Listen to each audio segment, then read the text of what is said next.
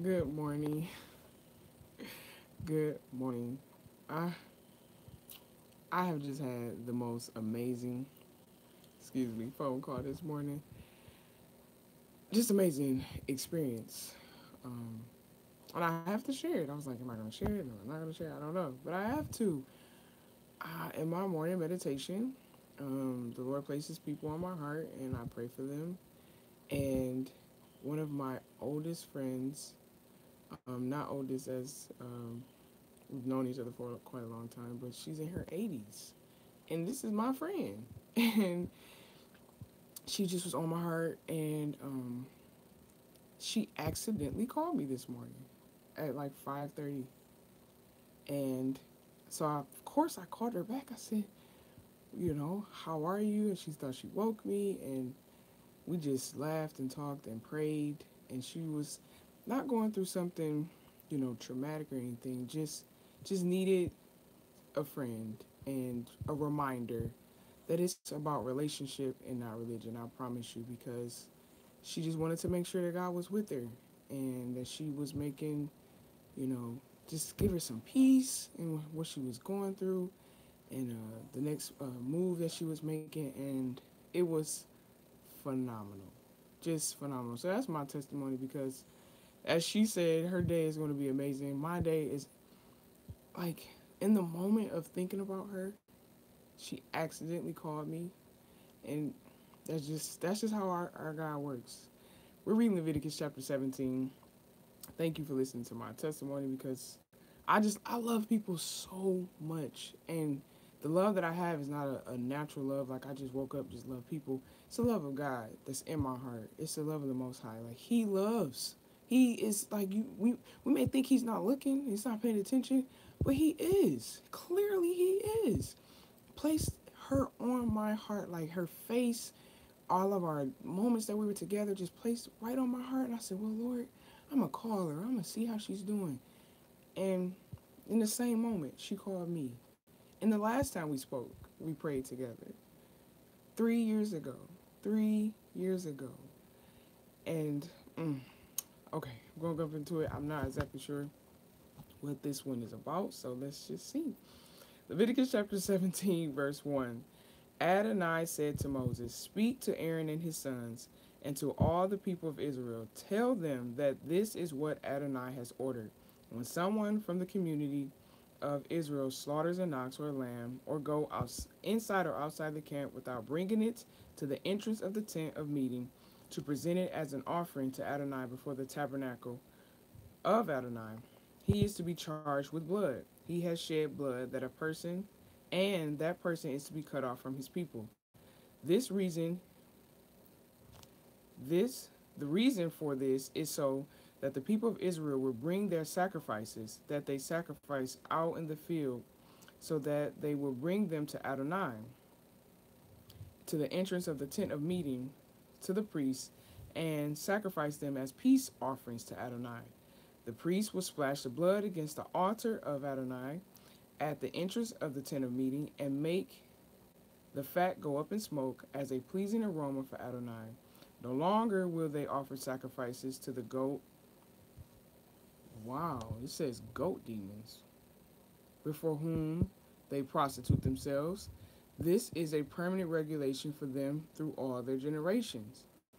Also, tell them when someone from the community of Israel or one of the foreigners living with you offers a burnt offering or sacrifice without bringing it to the entrance of the tent of meeting, to the sacrifice to a meeting to sacrifice it to Adonai, that person is to be cut off from his people. When someone from the community of Israel or one of the foreigners living with you eats any kind of blood, I will set myself against that person who eats blood and cut him off from his people.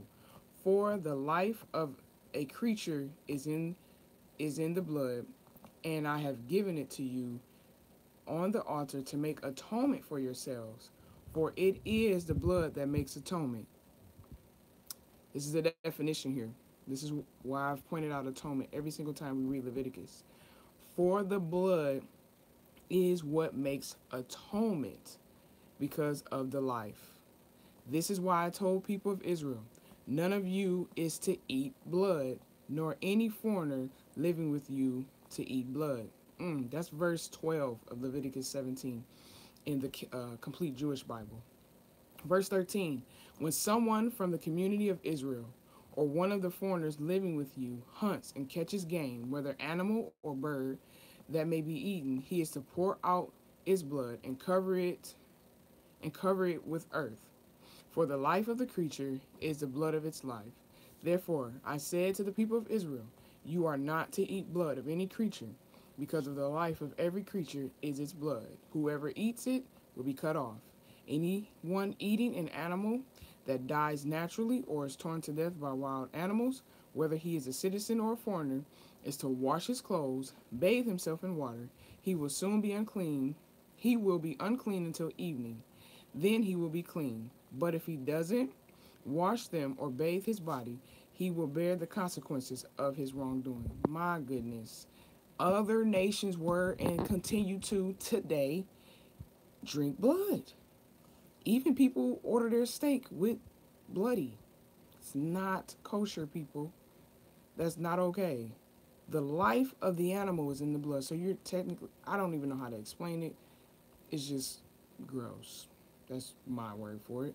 But nonetheless, the Lord is creating his nation right now. He's setting them apart in Genesis, Exodus, Leviticus, Numbers, and Deuteronomy. He's setting the foundation for who he is and how we are to operate with him and be in a relationship with him. I oftentimes think about the prayer that Yeshua taught us. Our Father which art in heaven, hallowed be thy name. Thy kingdom come, thy will be done on earth as it is in heaven. This is one major way of that happening. His way, he's telling us now how his way is. We don't drink blood. We wash ourselves. If we find ourselves sick in the passages before, we don't just go around spreading our sickness. We make sure that we take care of ourselves. The people of that time, back then, they didn't do that.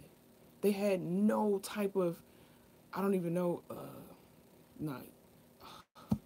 They were gross. Again, that's just my word. It's 6 o'clock in the morning. Bear with me.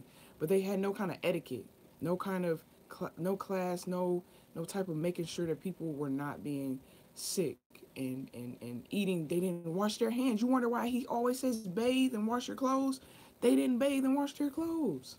So he had to make sure that we weren't being like the other people. And then you're talking about when you kill animals and you're not killing it for a sacrifice or an offering. And then the goat demons in verse 7, that is what the other nations did. They would just kill an animal anywhere and offer it as a sacrifice to other gods.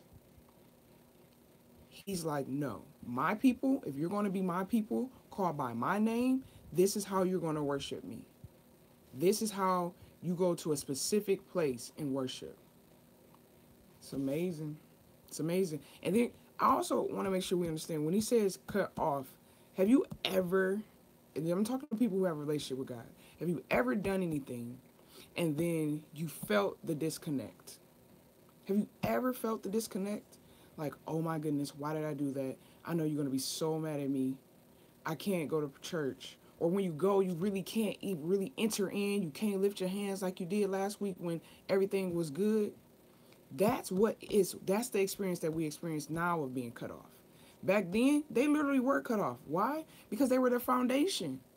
If it's bad then, it's going to be bad going forward. But now it's spiritual.